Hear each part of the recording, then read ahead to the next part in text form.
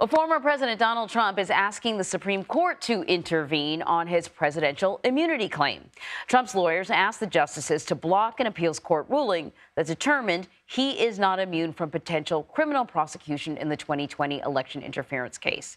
Despite the legal woes, though, a CBS News poll shows the former president still has a huge lead over Nikki Haley in the upcoming South Carolina primary. Caitlin Huey-Burns is covering that race in Columbia, South Carolina. Caitlin, good morning. Hey, good morning, Anne-Marie. Well, no snow here on the ground in Columbia, South Carolina, but we do have a pretty windy day here. Voters are voting. Early voting started here yesterday, and according to that new poll that you just mentioned, Nikki Haley has a lot of work to do. We actually joined her on her campaign bus yesterday, and she told us that she's aiming to close the gap here in South Carolina, and then it's on to Super Tuesday. He's not qualified to be the president of the United States. Former Ambassador Nikki Haley leveling some of her strongest criticisms yet of former President Donald Trump. But despite a campaign push in her home state, a new CBS poll shows 75% of likely GOP primary voters in South Carolina say Haley being from there makes no difference, while Trump's approval as president eclipses Haley's job approval as governor there by more than 20 points. How do you explain his popularity here? South Carolinians haven't voted yet. You can look at any poll you want, but the reality is this is when they are starting to pay attention. Saturday in South Carolina, Trump said he wouldn't protect NATO countries unless they paid their dues.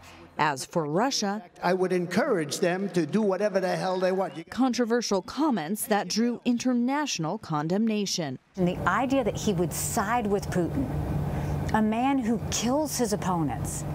Think about that. Trump also took personal aim at Haley's husband, who's deployed in Africa with the South Carolina Army National Guard. What happened to her husband? Where is he? He's gone. And you're going to mock my husband who's deployed 8,000 miles away? What does that say about someone who wants to be commander-in-chief? Now, in the latest sign yet of Trump's effort to seal his grip on the Republican Party, he is endorsing his daughter-in-law to run the RNC. He wants Lara Trump to be the co-chair of the RNC, along with Michael Whatley. He's the current Republican chair of the North Carolina Republican Party, but he's also echoed Trump's false claims about election fraud in 2020. Now, he would replace Ronna McDaniel if elected, who's expected to step down after South Carolina's primary next Saturday. Anne-Marie? So Trump's endorsement doesn't actually mean that Whatley or Lara Trump will automatically be given the job. But what does this say about Trump's influence over the party? Well, this is Donald Trump's Republican Party. You talk to lawmakers and they kind of acknowledge that he is the leader of the party right now, even though there are still many primaries still yet to go. What's interesting here, Anne-Marie, too, is that, obviously Ronna McDaniel had been very supportive of the former president while he was president, and he's acknowledged that, but what he and his campaign have done, and excuse the wind here, what he and his campaign have done is really work these state parties. And that's what we've seen over the course of these primaries, especially when you look at Nevada. They were able to really work the state parties to make the delegate selections rules favor them. And we see that in California and other states. So his grip on the party goes deep into the states as well. His relationship with the RNC, with the Republican chair in North Carolina, is also emblematic of that. Now, Ronna McDaniel, has come under criticism before. Republicans have lost the last few elections, especially after the midterms. Some Republicans also argue that Donald Trump had some responsibility in that as well. Yeah, well, you got to wonder. I know that there were some complaints about the amount of money raised or not raised by the party, but you got to wonder how much of that money that would have gone to the party was diverted to any of the Donald Trump, organizations helping to pay for his, whether it's his campaign or pay for his legal battles. But I digress. Let us talk about what's happening in South Carolina. The race between Nikki Haley and Donald Trump, it's certainly become sort of nastier, particularly since New Hampshire.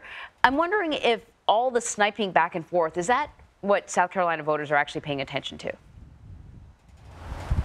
Well, the South Carolina voters are very accustomed to kind of the nastiness of politics. This is a primary really known to get kind of down in the mud here. But when you look at our polling, Anne-Marie, what's really interesting is that this is Nikki Haley's home state, but it may as well be Donald Trump's. He has a 35-point lead in our poll. And when you look down deeper across different metrics, that really tells the story. His job approval as president beats Haley's job approval as governor here.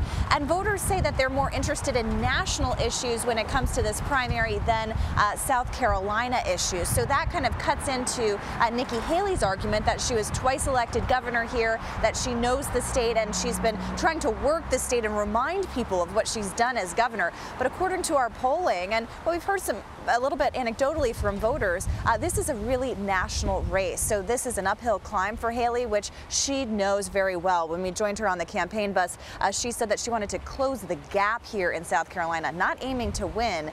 The goal really is to rack up some delegates and see where she is by Super Tuesday. All right, Caitlin, thank you very much.